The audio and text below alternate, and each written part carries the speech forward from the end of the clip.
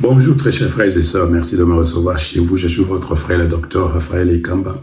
Merci pour les cœurs, merci pour le like, merci pour les commentaires, merci pour les roses, merci surtout pour les abonnements et merci pour les commentaires et le partage. Alors, il y a 3 sujets avec lesquels je veux partager avec nous aujourd'hui. En fait, on va se poser d'abord la première question, qu'est-ce qui se passe depuis que Willingham a été neutralisé? Donc, on regarde, il y a des observations, on observe ce qui se passe à Kinshasa, on observe ce qui se passe sur le terrain à Bukavu et à Goma. On va observer cela et puis on va donner quelques commentaires. Après, on va parler vraiment de l'UNTK. Vous connaissez cette expression de M. Jean-Claude Moubenga qui vraiment exprime un peu la situation de l'AFC 23 maintenant et du Rwanda pratiquement maintenant, parce que le Rwanda ne sait plus ce qu'il faut faire, le AFC 23 ne sait plus ce qu'il faut faire, donc ils sont dans le looting.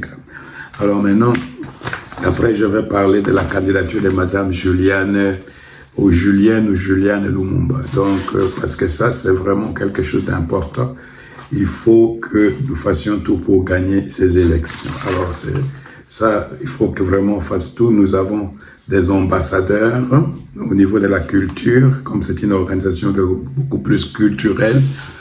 Je pense qu'il faut maintenant mettre les intelligences pour que vraiment cette candidature arrive. Je pense que c'est une bonne candidature, une très bonne d'ailleurs. Je pensais que ça devait être Mukwege ou même Matungulu, parce que Matungulu quand même a une certaine référence au niveau de la communauté internationale. Mais je pense que c'est un bon choix. On va regarder pourquoi c'est un bon choix et je vais vous donner mon avis là-dessus. Alors la première des choses, c'est que nous observons là-bas à l'Est, il y a vraiment un désarroi pratiquement. Je venais de regarder dernièrement là,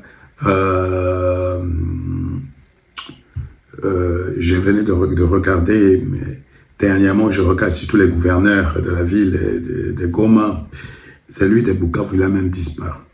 Pourquoi? Parce que ce qui s'est passé à Goma, c'est la même chose que ce qui s'est passé à Bukavu avant les retrains de l'AFC M23 d'Uvira. Vous vous souvenez, il y avait une réunion et la femme qui devait être maire ou bourgmestre, je ne sais pas, ça c'est des commissaires de zone. C'est ce que moi je me rappelle encore. Permettez-moi de boire parce que je suis vraiment très sérieux.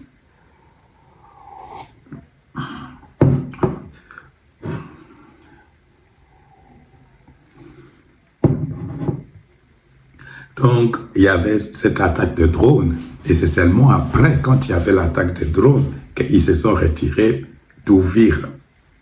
Alors, c'est la même chose qui s'est passée cette fois-ci, mais à grande échelle. Alors, je ne sais pas, il y a des supputations. Combien de gens sont morts? Est-ce que Makenga est mort? Est-ce que non? Ça, c'est pas ça la question. La question, c'est est-ce que le message est arrivé? Mais combien de personnes sont mortes? Non, c'est pas. Est-ce que le message qui a été envoyé comme à Uvira, qui a été envoyé comme est arrivé à Goma, comme c'est arrivé à Bukavu. Donc, moi, je pense que ce message-là est arrivé et on est en train de voir dans les jours qui vont suivre ce qui va arriver. Et c'est pour cette raison que je vous donne quelques observations pour que vous voyez que ce message-là est arrivé. Il faut voir Nanga, il faut voir Bissimo, il faut voir les réactions de Kanyuka, il faut voir les réactions des gouverneurs Mola et Rasto Bahati. Il faut tout simplement voir tout cela dans l'ensemble et vous allez comprendre que le message est arrivé. Il faut voir aussi même la réaction chez Scovia. Vous connaissez Scovia. Scovia, c'est un peu la version vraiment très, très nationaliste de youtubeurs rwandais ou youtubeuses rwandaises. Je ne sais pas si ça existe au féminin. Alors, c'est quelqu'un vraiment qui fait de la propagande tout tir. Et elle était 2-3 fois là-bas, Makenga, Willingham et tout ça. Elle est là, la Scovia. Donc vous allez voir combien cette histoire vraiment ce message est arrivé au Rwanda. Alors, c'est pour cette raison, la première des choses qu'il faut voir, c'est les retards dans les remplacements. Parce que normalement, si vraiment cette histoire-là n'a pas eu d'effet, on aurait déjà eu un remplacement. J'ai vu qu'on a remplacé Makenga. Alors, jusque-là, on ne dit pas pourquoi il doit être ad interim, alors que si Makenga n'a pas été touché, comme on dit, Makenga n'a pas été touché, il n'est pas mort, donc on n'a pas besoin qu'il y ait un gouverneur ad interim. Soit il a été touché, soit il est tellement affecté par la mort de Willy Ngoma qui n'est plus à mesure de diriger cette organisation. Il y a la déception. Alors ça, c'est la première observation. Donc l'organisation est en désarroi, complètement décapitée. Donc on ne voit pas vraiment au niveau de remplacement qui est dit quoi, qui doit faire quoi, qui doit faire. C'est comme une cacophonie, hein. Quand vous regardez même dans les prises de parole, c'est comme une cacophonie. On ne sait plus qu'est-ce qui dit quoi et des choses comme ça. Alors, et puis il y a, quand vous regardez les contrôles médiatiques, alors vous savez que ces gens-là envoient toujours des messages. C'est comme un blocus au niveau de médias. On ne peut pas parler de la mort de Willy Ngoma dans les médias qui sont là-bas à l'Est, qui sont par exemple les Kivu Morning Post. Ils nous parlent de tout sauf de Willy Ngoma. Ils nous parlent de tout sauf de Sultani Makenga. Ils nous parlent de tout sauf de cela. Alors ça veut dire que quelque chose de grave est arrivé, le message est arrivé. Le désarroi n'est pas seulement chez les politiques, le désarroi n'est pas seulement chez les militaires, même dans les médias qui appuient ces gens-là. Et quand vous regardez la discussion sur la toile, tout le monde parle de l'infiltration. Et ils sont infiltrés. Willy Ngoma a été trahi. Et c'est là où ça fait vraiment bien et ça fait même...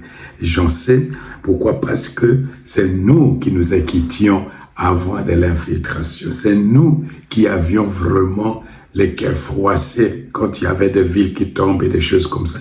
Maintenant, la discussion sur la trahison, la discussion sur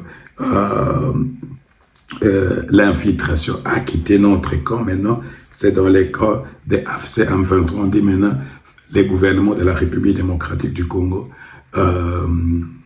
le président Félix Antoine Tshisekedi, ou comme ils appellent ça, le gouvernement de Kinshasa a infiltré le gouvernement de Goma.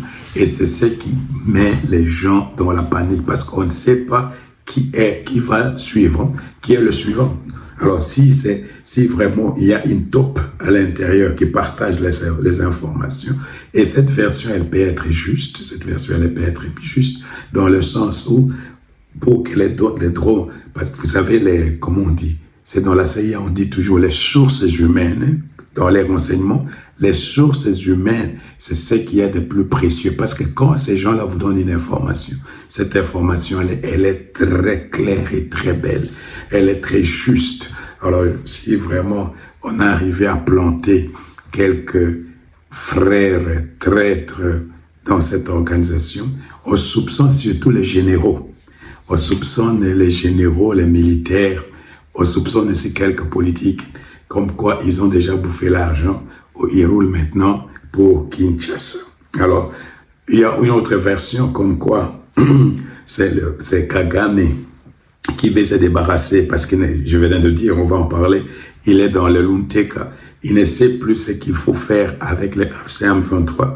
Alors, il veut créer le chaos pour que il ait la possibilité de se retirer de la République démocratique du Congo. Une version qui paraît pour moi très vraisemblable. Mais ce que je veux dire tout simplement, la seule chose que nous observons, c'est qu'il y a vraiment beaucoup d'officiers rwandais qui sont morts, beaucoup de gens de AFC-M23 qui sont morts, et il y a vraiment de la dissension, de la confusion à ce moment ici au niveau de l'AFC-M23. Tout au moins, il y a de la suspicion, beaucoup de suspicion, beaucoup de peur, parce qu'on ne sait pas qui est le suivant. Et c'est un gouvernement, c'est une organisation qui est complètement affaiblie. Vous pouvez les voir même dans leur corps. Vous pouvez le voir même dans les corps des Nanga. pouvez le voir même dans le corps des Kanyuka, vous pouvez le voir même dans le corps des Bissimwa, affaiblis. Cet affaiblissement qui est au niveau de l'organisation, il est transféré même dans les corps. Tu peux le voir. Il n'y a même pas, vous savez, quelquefois, même quand quelque chose comme ça vous arrive et que vous êtes encore sûr de la chose que vous êtes convaincu de gagner ou convaincu de la justesse de votre combat. Alors, quand quelque chose arrive comme ça, il y a un sursaut d'orgueil. Mais vous voyez que vraiment, c'est comme si c'est le désespoir, c'est la dépression totale. C'est ce que je suis en train d'observer. Avant que je vienne ici, il y avait les gouverneurs Bahati, les gouverneurs par crime parallèle de Goma, qui étaient au stade de l'unité. Je ne sais pas, c'est là où il y a peut-être l'exposition de corps. Il paraît que Willy Ngoma, c'est l'autre Péro Loire, a été enterré sur place, mais il y a quelques corps qui ont été amenés à Goma et qui sont exposés au stade de l'unité. Alors, ce qui est arrivé est que il était là-bas et on est en train de le filmer. Et tu vas voir que son visage est fermé. Il était dans l'espace, il n'était pas là, mais c'est quelqu'un qui était en train de réfléchir à quelque chose. Peut-être il était en train de réfléchir que non, soit il va boire qui bombe place dans le Sougandéni. Donc, au monde alors beaucoup ils ont tremblé. Bota l'image au monde alors beaucoup ils ont tremblé. Pourquoi ça tremble? C'est la peur. Parce que cette histoire est digne du message. Message est comme en Rwanda, message est comme en Afghanistan 23. Oui, le gouvernement is meaning business. Tu sais qu'elle dit mean business. Donc, les petits espoirs, les colliambules, pour faire le dialogue, tout ça comme ça. Donc, et Betty Penzana Katikatia, au cœur même de cette histoire-là. Et on va voir dans les jours qui viennent. Nous, on savait que ça ne marche pas à l'intérieur. On savait qu'il y avait des dissensions, mais cette histoire-là, on va voir d'ici là ce que ça va donner. Ça risque d'exploser. Alors, c'est dans ce contexte qu'on veut aller aussi d'arriver le général 4 étoiles d'Africom, Africommand, qui a rencontré le président de la République à Kinshasa. Un événement en soi, parce que ça veut dire peut-être que la République démocratique du Congo va reprendre sa place dans les coopérations militaires, parce qu'on a signé des accords militaires avec l'Union, avec les États-Unis. Alors, il avait rencontré le président de la République, il paraît qu'il va aller aussi à Ouvira. Mais avant cela, il y avait l'attaché militaire, le colonel Chad Breton, et puis les nouvelles ambassadeurs des États-Unis qui sont allés rencontrer le vice-ministre de la Défense, et ils ont parlé du partage des informations entre la République démocratique du Congo et le partage des informations. Je sais pas, ça me fait plaisir, ça me fait rire, parce que vous pouvez vous imaginer, là, quand on parle d'une armée, et c'est là où Kagame nous dépassait un peu, parce que Kagame nous avait infiltrés, et il pouvait avoir beaucoup d'informations sur même le président de la République, et beaucoup d'informations sur l'armée congolaise. Alors, nous maintenant, on va commencer à partager les infos entre notre système de renseignement et le système de renseignement américain. Alors, si vous comprenez, c'est que ça veut dire que la CIA ou même tout l'appareil militaire américain, ça va être comme avec Londres, ça va être comme avec l'Australie, ça va être comme les gens qui ont des accords militaires, comme avec Israël. On partage, surtout quand il s'agit du terrorisme et des choses comme ça, on partage les informations.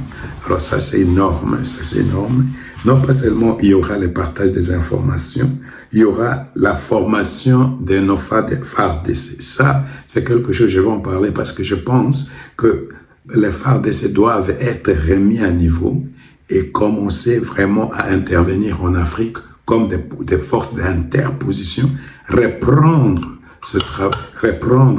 cette position que Kagame avait, que Kagame allait partout, Kagame allait par exemple à choses, Mozambique, tout ça. Nous, on peut faire ça. D'abord, nous avons l'armée, nous avons l'argent, mais ce qui manque, nous parlons français. Alors, il faut que nos militaires arrivent à parler au moins l'anglais, apprendre l'anglais et à parler français. Donc, tout au moins apprendre les langues, et c'est comme ça qu'ils peuvent servir aussi dans d'autres pays. Alors ça, c'est vraiment quelque chose d'énorme. Et puis, il y aura des exercices militaires conjoints avec le FARDC. Alors, dans ce contexte-là, il y a la lutte contre le terrorisme.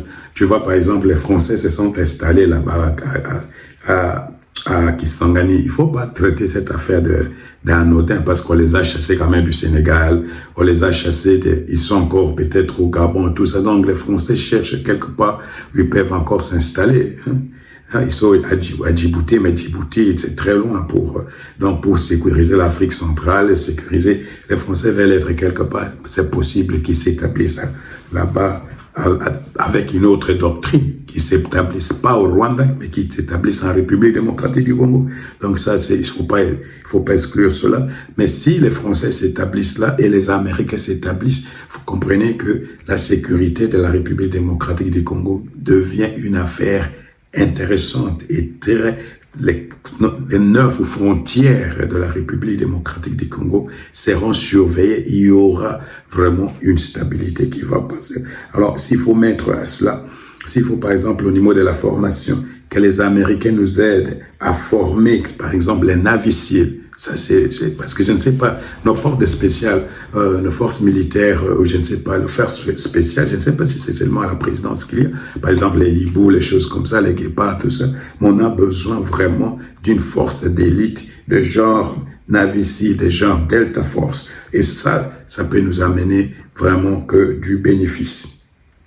Pourquoi? Parce que, comme je venais de dire, nous sommes un grand pays au centre de l'Afrique et nous sommes les plus riches au niveau de l'Afrique centrale, mais nous devons maintenant vraiment sécuriser aussi toute l'Afrique centrale et même sécuriser les pays francophones, parce que nous sommes quand même le pays qui parle le plus français, donc nous pouvons sécuriser beaucoup de pays en Afrique. Alors, mais pour cela, il faut avoir une armée qui est forte. Alors ça, c'est quelque chose. Alors, la première des choses, cela va nous amener et comme pays, la première des choses, vous savez que il faut comprendre le rôle le destin même de la République démocratique du Congo en dehors de nos richesses, en dehors de nos eaux et tout ce que nous avons. La République démocratique du Congo, de par sa grandeur, de par ses richesses, est appelée à jouer un destin important important à choses en Afrique, et particulièrement en Afrique centrale. C'est comme l'Égypte joue un rôle stabilisateur en Afrique du Nord, le Nigeria en Afrique de l'Ouest, l'Afrique du Sud à l'Afrique du Sud. Nous, on doit jouer ce rôle-là en Afrique centrale et même dans l'Afrique francophone. C'est ça notre destin. Et d'ailleurs, c'est ce qui va faire que la présence des Français, la présence des Américains au niveau militaire, le Congo va devenir en Afrique centrale, en Afrique de l'Est, en Afrique des Grands Lacs, en Afrique centrale, l'élément stabilisateur. Donc, ça va être vraiment l'élément stabilisateur, la puissance économique et militaire. Autrement, ça veut dire qu'il y aura la fin de la contrebande économique. Surtout l'hégémonie des Chinois en Afrique et surtout chez nous au Congo. Moi, ça me fait du bien s'il n'y a plus. Il y a moins de Chinois qui exploitent nos richesses comme ils veulent, des choses comme ça. Alors, la contrebande, ça va finir. Cette histoire où le Rwanda devient premier exportateur, ça va finir, ces histoires-là. Donc, les histoires où on vole les coltans, on vole les cacao, on vole les cafés, on vole de l'or et des choses comme ça. L'Ouganda va souffrir, le Kenya va souffrir, le Rwanda va souffrir. Croyez-moi, une fois, et même dans une certaine mesure, dans une certaine mesure, le Soudan du Sud. N'oubliez pas que la région Soudan, cette région-là, c'est la plus riche d'Afrique. Alors, c'est la présence des Américains là-bas, c'est quelque chose d'énorme. Alors, je ne sais pas. Peut-être là, on va dire, je fais du dialogue. Mais je vous donne simplement à réfléchir. Je pense qu'une fois, si on lutte contre la corruption, contre la contrebande, et que Kagame part, Kagame quitte le pouvoir, parce qu'il est en train de lutter, là, j'ai lu l'article sur le Wall Street, où il est allé demander de l'aide à Lindsey Graham, le sénateur du Sud, de Caroline du Sud. Je veux revenir là-dessus pour qu'on les sanctionne pas parce qu'il a promis qu'il va sortir ses militaires et des choses comme ça. Mais imaginez si Kagame arrivait à quitter le pouvoir, l'effet que ça va avoir sur toute l'Afrique centrale, sur l'Afrique et pour EAC, pour les Rwanda, les 85% de Hutu au Rwanda. Donc, je pense qu'au Burundi, je pense qu'en Tanzanie, je pense qu'en Ouganda et même dans toute la région EAC, ces gens-là vont dire merci un jour à Félix-Antoine Tshisekedi parce que à cause de lui, tout au moins toutes ces organisations-là seront sauvées. Donc, l'Afrique centrale, j'étais en train de dire, donc l'EAC, 85% de Hutus seront libérés, l'EAC sera libéré, notre propre pays sera libéré, l'Afrique centrale sera libérée et l'Afrique de l'Est sera libérée. Donc, il y aura, à cause de Félix-Antoine Tshisekedi, si tout ce qui se passe ici arrive, la sécurité, la stabilité, l'intégration économique, le panafricanisme, la paix, parce que Kagame serait mis hors d'état de nuire. Alors, vous comprenez, c'est ça l'implication de ce qui pourra arriver bientôt. Maintenant, laissez-moi parler de Lunteka. Depuis que cet événement est arrivé, j'observe de Lunteka. On parlait toujours de ce contexte, de ce concept de Lunteka. Comme ça, ils ne savent plus avancer, ils ne savent plus reculer, ils ne savent plus sortir. Ils ont besoin de quelqu'un pour le sortir. C'est ça la Lunteka. Donc, quand tu es dedans, tu ne peux pas te sauver toi-même. Et c'est ce qui arrive au Rwanda, c'est ce qui arrive à l'AFC M23. Ils sont entrés dedans, ils ne savent plus comment sortir. C'est pour cette raison, tu vois, tous ces gens s'agitent, parce que la seule personne qui peut sortir ces gens, c'était les gens de Senko et CC avec leur dialogue. Et pourtant, le dialogue maintenant n'est plus vraiment une option fiable. On essaie un peu de voir si c'est l'Angola avec Lorenzo qui va le sortir, mais au fur et à mesure on avance, nous sommes en train de comprendre que ces gens cherchent seulement une soupape, une sortie, une voie de sortie. Alors, je vais revenir sur ça. Je vais vous donner un peu des exemples pour que vous compreniez pourquoi c'est très important de comprendre ce contexte de Lunteka. Et je pense même les gens qui sont là-bas à l'Est doivent comprendre ce contexte pour peut-être se sauver de cette histoire. Parce que vraiment, ces messieurs-là, Jean-Claude, je ne sais pas quelle inspiration il a eu, il est venu avec ce concept qui décrit vraiment la situation de l'AFC M23, 1 sur 1, je ne sais pas, 1 sur 1, je ne sais pas, parce que je parle de la situation. Alors, la première des choses avant que je parle de Lunteka, c'est qu'il faut faire attention du poison rwandais. Parce qu'une fois, si tu prends ces poisons-là ne te tuent pas tout de suite. Ces poisons-là te paralysent. Tu ne sais plus ce qu'il faut faire. Tu es entré dans le Lunteka quand tu as pris les poisons rwandais. Tu ne sais plus t'en débarrasser. C'est ce que tu vois, ça arrive à la Senko, ça arrive aux opposants, ça arrive à toutes les personnes qui n'arrivent pas à condamner le Rwanda parce qu'ils ont avalé ce poison-là, ils ont propagé ce poison-là. Maintenant, toutes ces personnes-là commencent à dire tout simplement « Oh, nous voulons qu'on chasse Félix-Antoine Tshisekedi parce que c'est le seul moyen pour eux de sortir de cette situation-là. » Et alors, je voulais vous dire vraiment, il faut faire attention avec ce poison rwandais. c'est très dangereux parce qu'il paralyse. Tu vois, il paralyse par exemple la Senko, et il paralyse par exemple l'opposition, il paralyse tout le monde. Alors, et ils ont appelé ça au Boeing, qui est une façon intelligente de vous manipuler, de vous enrouler, ou même de vous pousser au suicide politique. Alors, c'est ce qui est arrivé avec le Rwanda. Ça commence avec Kagame lui-même. Alors, vous voyez, Kagame est dans les Luntik. Tout à coup, Kagame était la personne qui était en train de dire à tout le monde combien il est fort, combien il n'a pas peur, combien il veut envoyer les gens en enfer, go to hell, tout ça. Combien il était étranglé. Maintenant, qu'est-ce qu'on a constaté, qu'est-ce que nous lisons dans le Wall Street Journal? Dans le Wall Street Journal qui est près de, je ne sais pas s'il est continué à être près des républicains. Alors, Kagame est allé aux États-Unis pour chercher des entrées, demander surtout l'intervention de Lindsey Graham, qui est le sénateur de la Caroline du Sud, qui était ami à John McCain. Ils étaient très amis, vraiment, ils étaient très liés. McCain travaillait beaucoup avec le Rwanda. Sa femme a aidé beaucoup au Rwanda. Sa femme est riche, ils ont une brasserie. Donc sa femme a travaillé beaucoup au Rwanda. C'est pour cette raison, ils ont vraiment... Graham était très souvent au Rwanda.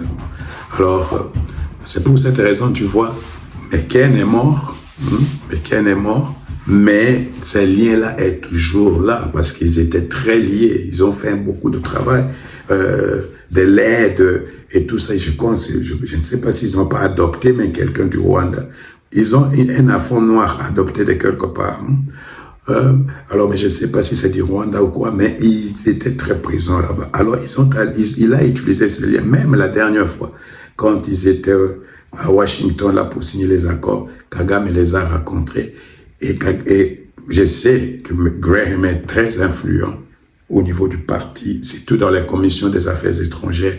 Il est ami à Trump, il joue souvent au golf, mais il a aussi de l'influence sur Marco Rubio. Alors la seule chose qu'il avait demandé, c'est de suspendre les sanctions, qu'ils ne reçoivent pas les sanctions. Mais on lui avait aussi demandé de respecter la parole du président de la République, les signatures des accords. Alors, dans ces conditions-là, Kagame ne sait plus ce qu'il faut faire avec les AFC M23. Est-ce que, comme Tshisekedi ne bouge pas et tout ça, qu'est-ce qu'il faut faire avec les AFC M23? Est-ce qu'il faut les abandonner? Qu'est-ce qu'il faut faire?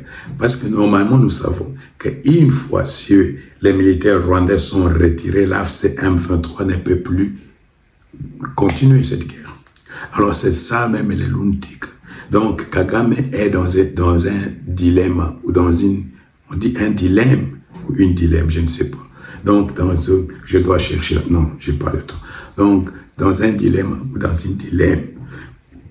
un dilemme, je ne sais pas. Donc on ne sait plus vraiment qu'est-ce qui va arriver. Est-ce qu'il faut aller? Est-ce qu'il faut reculer? Est-ce qu'il faut sortir? Si nous sortons, qu'est-ce qui va se passer? Il faut sortir la nuit, il faut sortir les jours. Alors comment on va se passer?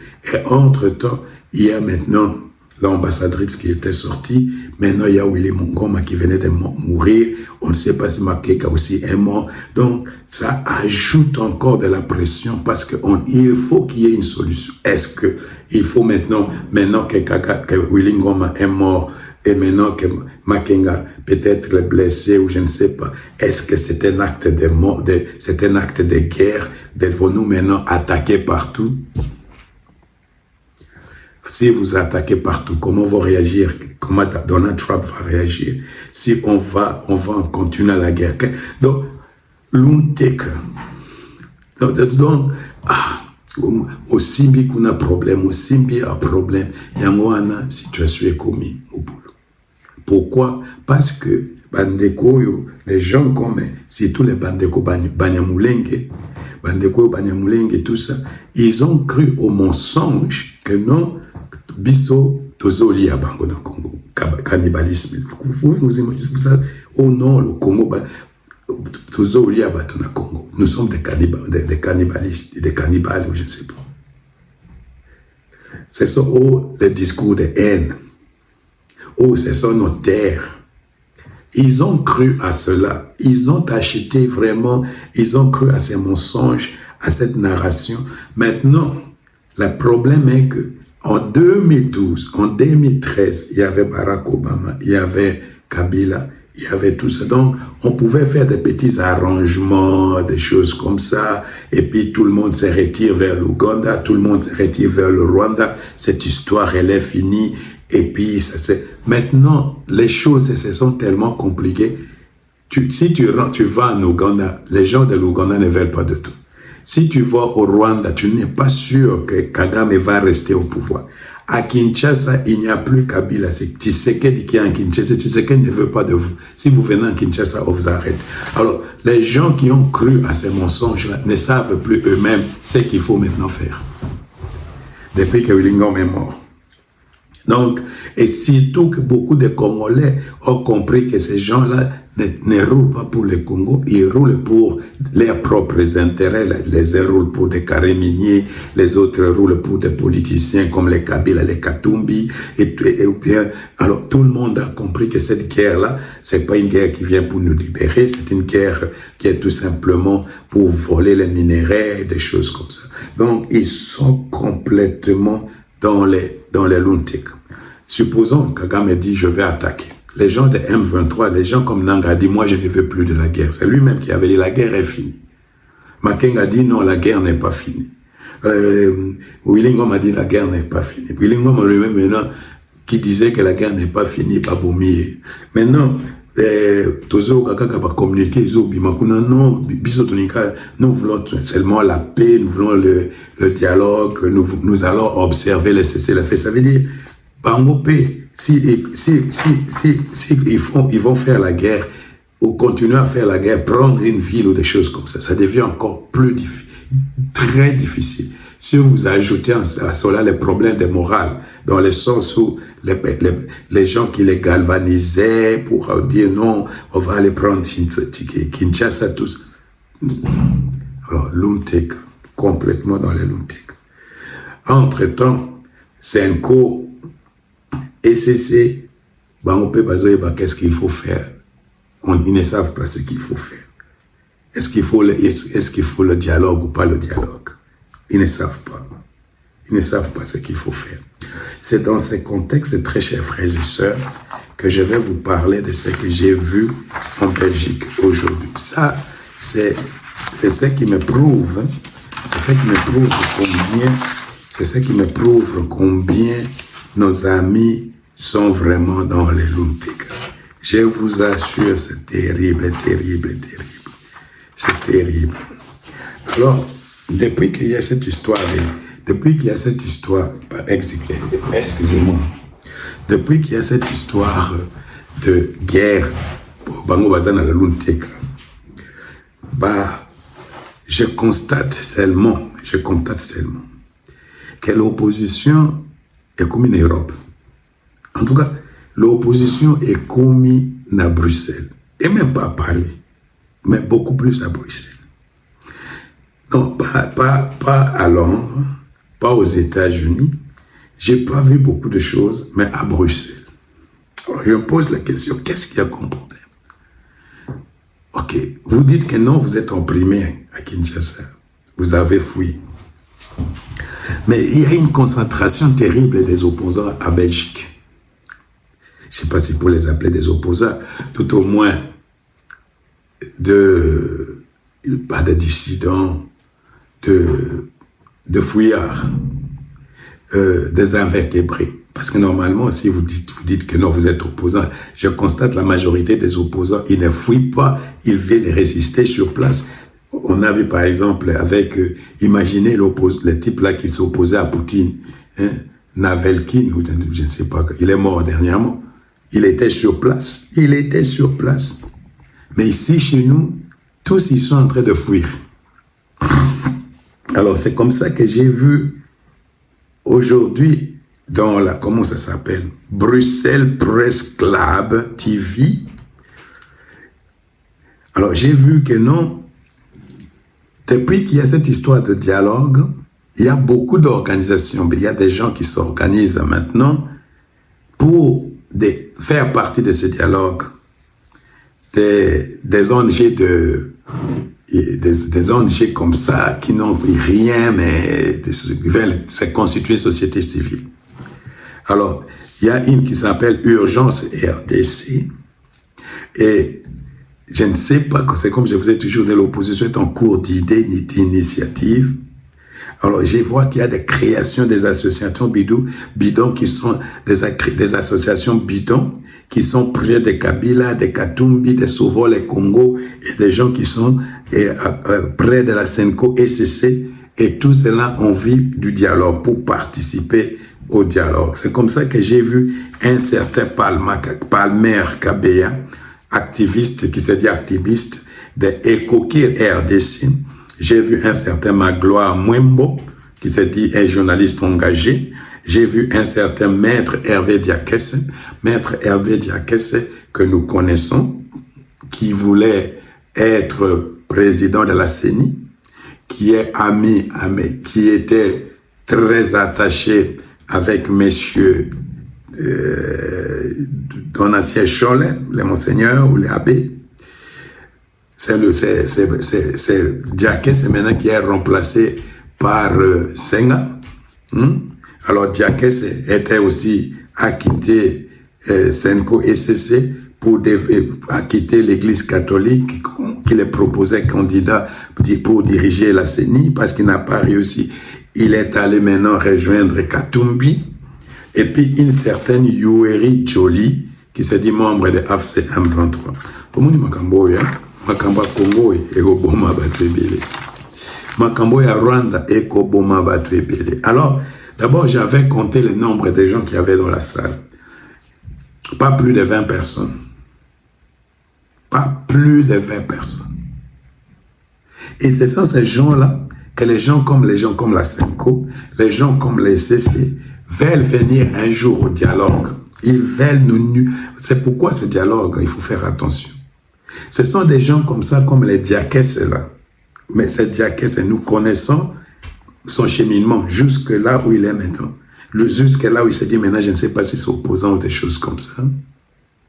Donc, c'est ce type-là qu'on va présenter comme un érudit, un savant, que les gens de Senko et CC vont nous amener à Kinshasa pour faire des dialogues. C'est quelle honte, quelle escroquerie. Alors, maintenant, ce sont ces gens-là qui ont constitué maintenant de quoi? Pour Nanini, Brian dialogue. C'est quoi? Et là, on est comme les banques. Bon, que non, comme tout le monde, hein, ok, kuna, au lobby, nengo, au lobby, il n'y aura pas de quoi? Du contrepoids ou de l'opposition ou des choses comme ça. D'abord, ça me surprend que Maître Diakese, depuis tout ce temps, il s'occupe maintenant des finances publiques. Alors, tout ce temps, de 6 millions de Monaco, des choses comme ça. Et là même la question qu'on lui avait posée, mais pourquoi vous représentez des gens qui sont anonymes? Parce que si ces gens-là ont du courage, mais ils doivent dire que non, ils ont des preuves et des choses comme ça. Et puis tout le monde sait qui accuse et qui est tout ça. Oh non, pour des raisons de sécurité, tout ça. Là, vous comprenez que non, ce sont des bêtises. Alors dit, lui, il s'occupe maintenant de finances publiques. Donc les finances publiques, depuis cette année, les finances publiques du temps de Katumbi, les finances publiques du temps de Kabila, c'est seulement maintenant que messieurs s'occupent des finances publiques. En tout cas, Bozo fing intelligence à bâton. C'est pas parce que vous parlez français que vous... Et ce sont des gens comme ça, basant la visibilité, bazo bima tout ça. Au moins, bateau, on a des bakoma, ba ministre, bazo benga bango tout ça, maître. Mais c'est de la baisse et ça Sony. Au moins, ils soignent comme les maîtres Diakese wana, parce que moi, c'est mon quoi, qui kuna, au moins, c'est wana, so que Yore Jolie, sogini. Oh non, nana membre, il y a AFC M23. Au moins, il y a eloko na minondenge sokina en désarroi. Bozo ko kalisu sute. Au moins, il y a eloko na minondenge d'abord batubaye mouke. Les deux. Et ceux qui vraiment à queue de poisson.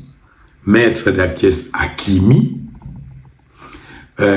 papa nazolo boy oh non to continuer lo qu'on a biso maître oh non na kei bobenga kinga oh non maman nazoya azolo ba titre personnel hein 2 fois ou à titre personnel donc biso to zabato AFCT biso to zabato M23 mais vous savez vous-même que vous êtes les gens de AFC 23, vous savez vous-même que vous êtes les gens de Sauveur les Congo, des gens qui sont proches de AFC M23. C'est pourquoi la madame était là-bas. Omoni ndenge esuki.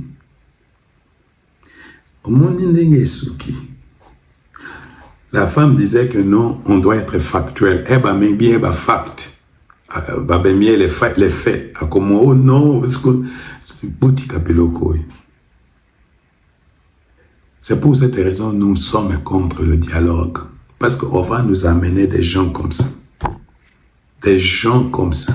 Des gens comme cette femme-là, les gens comme les Diakese, les gens comme les Kabamba, les gens, donc des gens vraiment Bazo Lobapona Rwanda, Bazo respirer Rwanda, ils sont là uniquement, ils sont allés là-bas pour demander le dialogue, les gens qui sont près de Senko et CC.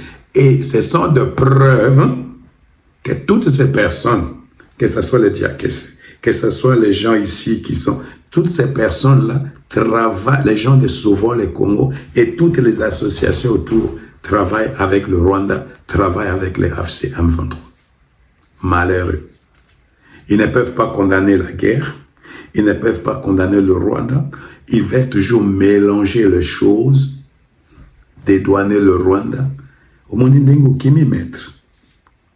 Donc au beau sanitaire, au monde n'ingo kimi nazolo baboyepole, c'est tout pour les gens qui sont en Belgique. Il faut confronter ces gens-là. Il faut les confronter. Ils ne peuvent pas venir propager ce poison de Rwandais vraiment pendant que nos frères et sœurs sont en train de mourir. Les Rwandais sont en train de les tuer. Les Nanga, ils ont du sang dans leurs mains. Et puis ces gens viennent pour se jouer de nous comme ça. Ils étaient en train de se jouer de nous dans cette histoire de presse, des choses comme ça. Alors, très chers frères et sœurs, je vais prendre 3 minutes. Vraiment, les gens qui sont en Belgique, il faut vous occuper des gens comme el Diakese, des gens comme la femme là, Youeri, tout ça. Je ne sais pas comment elle s'appelle, comment elle s'appelle la femme. Yuri Jolie. Vraiment une médiocrité. Tokenda classe. Tokenda classe. Est-ce que Tokenda classe pour le français de Tokenda classe? Il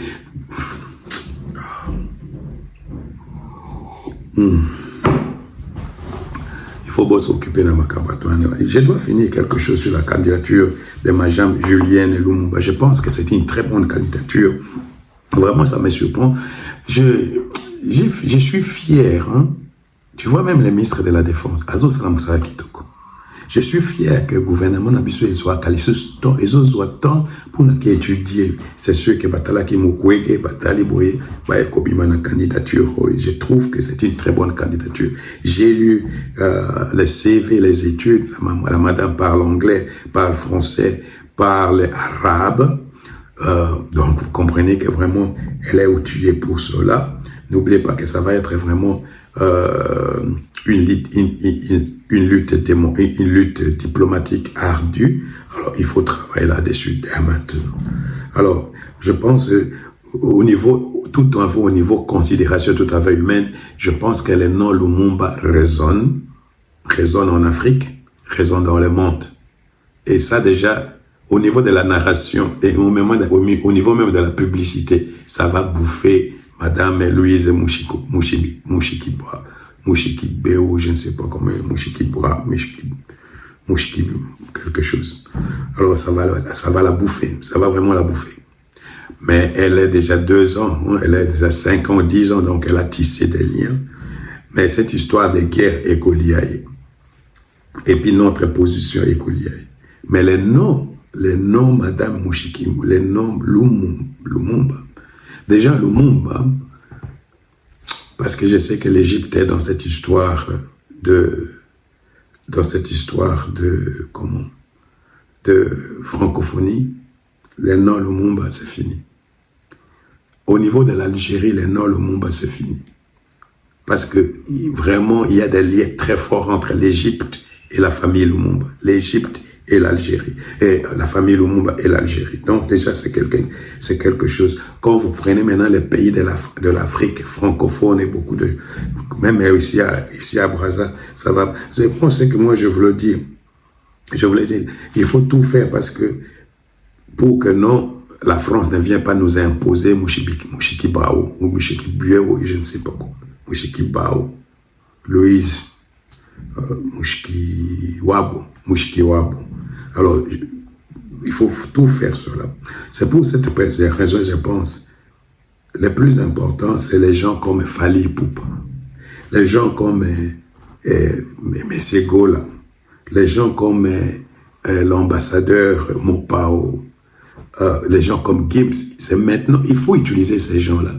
Il faut utiliser ces leviers. Par exemple, si vous écrivez Mopao ici, Kofo Olomide, pour aller faire la campagne de Madame Julienne en Côte d'Ivoire, ça va réussir. Côte d'Ivoire, toute l'Afrique de l'Ouest là-bas, ça va réussir.